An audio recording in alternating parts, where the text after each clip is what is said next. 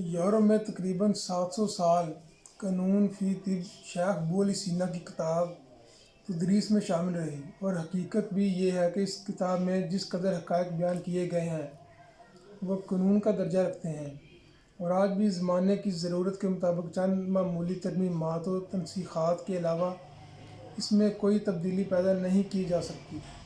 اور سچ تو یہ ہے کہ جب تک القانون کو پوری طرح سمجھا نہ جائے، علم و فن طب پوری طرح ذہن نشین نہیں ہو سکتا۔ اور اس کتاب کی سب سے بڑی خوبی یہ ہے کہ اس کی ترتیب و تدوین ایک بہت اچھے انداز میں کی گئی ہے۔ اس کو 4 فنون میں تقسیم کیا گیا ہے۔ جی دیکھیں، یہ صابر رحمۃ اللہ علیہ اپنی مبادیات میں لکھتے ہیں کہ جس نے طب سیکھنی ہے، بلکہ سمجھ ہی نہیں سکتا بندہ، طب کی اس کو سمجھ ہی نہیں آ سکتی جب تک القانون نہیں پڑھے گا۔ اور 750 سال تقریباً یورپ کی یونیورسٹیوں میں نصاب کا حصہ رہی ہے۔ ٹھیک ہے، اب جو بندہ، صابر صاحب تو یہ کہتے ہیں کہ کسی کو طب کی سمجھ نہیں آ سکتی القانون سمجھے بغیر۔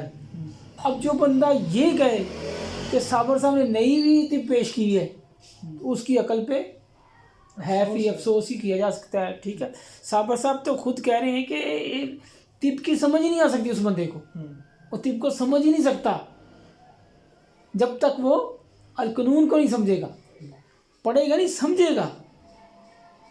اور کتنی تعریف کی ہے صابر صاحب نے کہ اس کی القانون کی جو ترتیب ہے، جو جس طریقے سے کیا ہے، بہترین ہے، زبردست ہے۔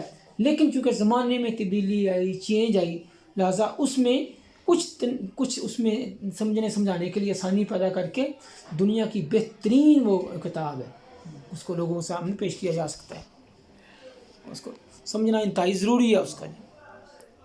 جی آگے بڑھیں۔ اس کو 4 فنون میں تقسیم کیا گیا ہے۔ یہ اب یہ القانون کی جو ہے نا صابر صاحب تشریف فرما رہے ہیں۔ جی فن اول میں امور طب کے قوانین کلی پر بحث کی گئی ہے۔ جی، جو مکمل قوانین ہیں نا امور طبیہ کے، وہ بیان کیے گئے پہلے سے۔ فن دوم میں علم ادویہ کے افعال و خواص ذہن نشین کرائے گئے ہیں۔ جی، علم الادویہ پہ، نالج آف میڈیسن۔ ٹھیک ہے۔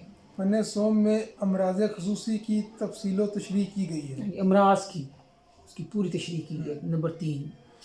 فن چہارم میں امراض عامہ کے حقائق و رموز بیان کیے گئے ہیں، گویا ایک گلدستہ ہے جو سجا کر رکھ دیا گیا۔ جی، چوتھے حصے میں عام جو بیماریاں جو عام ہیں وہ بھی بیان کر دی ہیں۔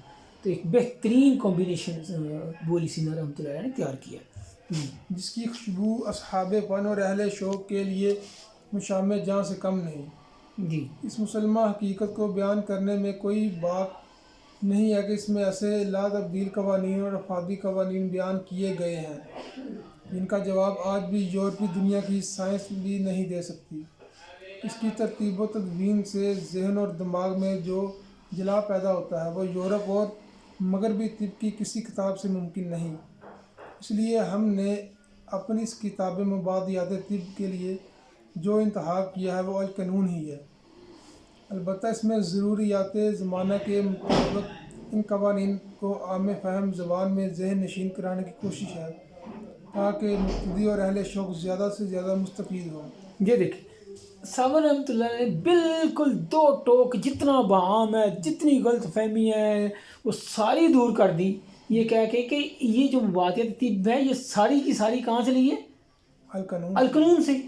یہ القانون ہی کا سے لی ہے مبادیات ساری، لیکن اس میں کیا ہے، ذرا سیکھنے سکھانے کے لیے، سمجھنے سمجھانے کے لیے اس میں آسانی پیدا کر دی جن زمانے کے مطابق۔ دیکھیں، ہر 20-25 سال بعد ایکسنٹ چینج ہوتا ہے، لینگویج چینج ہو جاتی ہے، اس کا سارا، تو وہ زمانہ اتنا بیت گیا، تو اگر وہ ڈائریکٹ آپ اس متن کے ساتھ پڑھیں گے، اس میں اس وقت جو تحریر کا فن تھا، لکھنے لکھانے کا انداز، وہ بھی تھوڑا ڈفرینٹ تھا، تو صابر صاحب نے اسی کو دور کیا ہے القانون یہ ساری۔